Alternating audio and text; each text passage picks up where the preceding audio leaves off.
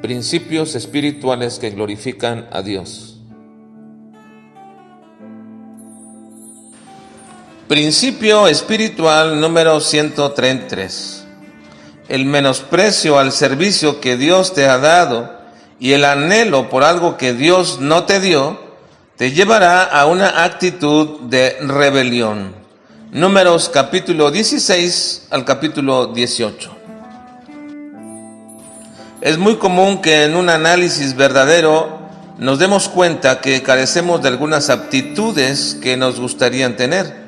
Hay gente que ha nacido con talentos naturales muy loables y nos encanta, por ejemplo, escuchar una voz entonada y hermosa, o nos gusta ver la habilidad que otros tienen para las cuestiones físicas. Y en un sentido, ese reconocimiento de lo que otros tienen es adecuado y es correcto, pero se vuelve un problema cuando pasamos a un deseo obsesivo por tener lo que otros tienen, poseer lo que otros poseen y disfrutar lo que otros disfrutan. Y no estoy hablando aquí de una actitud progresista y visionaria, sino más bien de una obsesión que manifiesta dos cosas.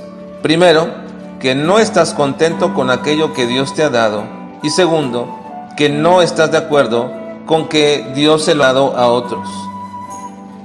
Hay de nuevo en todo esto una actitud espiritual equivocada, porque finalmente tales pensamientos no son más que una protesta contra Dios por sus decisiones.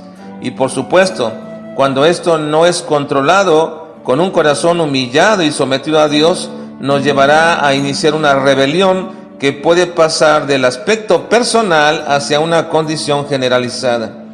Y si no nos humillamos a tiempo, podemos ser objeto de la dirección misma del diablo para crear divisiones, pleitos y contiendas, tal como el apóstol Pablo acusaba a los corintios de lo que estaban haciendo dentro de su propia iglesia.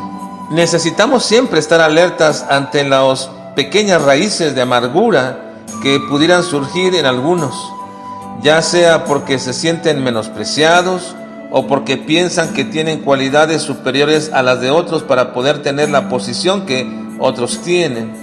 He escuchado a gente decir que cuidan su corazón, pero después de que han manifestado su protesta, su enojo o desagrado por algunas cosas, dicen: estoy cuidando mi corazón para no llevar esto más grande. Y en verdad no sé a qué se refieren cuando dicen que cuidan su corazón, porque esto debió haber sido antes de que lo dijeran. Cuando alguien dice que cuida su corazón después de haber sido confrontado por algunas actitudes o de haber manifestado su desagrado o haberlo dicho a otros, simplemente lo que indica dicha expresión es que precisamente todo lo contrario, no cuidó su corazón. El pueblo de Israel había sido castigado por el Señor para no entrar a la tierra prometida. Toda aquella generación de 20 años arriba habían menospreciado la tierra que Dios les había dado y el Señor les trajo juicio. Pero si nos damos cuenta, ya había acontecido varias veces que Dios había mostrado su irritación respecto a la actitud de murmurar, de menospreciar lo que Dios les daba, de ponerse en contra del liderazgo que Dios había impuesto al pueblo. Pero con todo y el juicio de Dios que había traído tantas veces, aún así no aprendían. Ahora Coré, un levita descendiente de la familia de Coat, encargado de llevar las cosas sagradas del templo, se sintió menospreciado por tal servicio, tal que Moisés lo confronta y le dice: ¿os es poco que el Dios de Israel os haya apartado de la congregación de Israel, acercándoos a él para que ministraseis en el servicio del tabernáculo de Jehová, y estéis delante de la congregación para ministrarle, y que te hizo acercar a ti y a todos tus hermanos los hijos de Leví contigo? ¿Procuráis también el sacerdocio?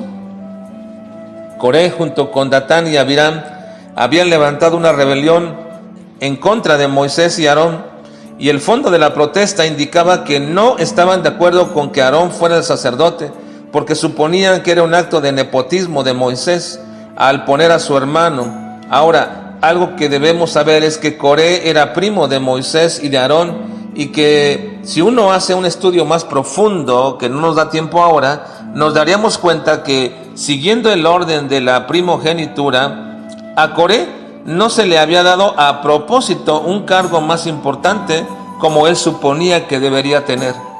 La amargura creció en él y comenzó a levantar esta rebelión, la cual Dios detuvo de manera contundente al hacer que la tierra se tragara vivas a todas las familias de estos que se rebelaron.